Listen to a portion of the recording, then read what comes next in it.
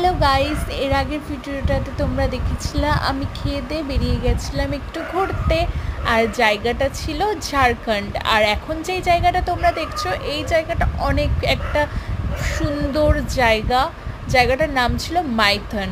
Actually জলের রং এখানে পুরো নীল, এত সুন্দর। এক সাইডে পুরো খাল, মানে এক সাইডে কোনো জল কিচ্ছু ছিল না, পুরো মরুভূমি টাইপের। এক সাইডে এত জল ছিল, পুরো এত সুন্দর একটা সমুদ্র দেখে আমি তো জাস্ট অবাক। এত সুন্দর একটা জায়গা, তোমরাও দেখো।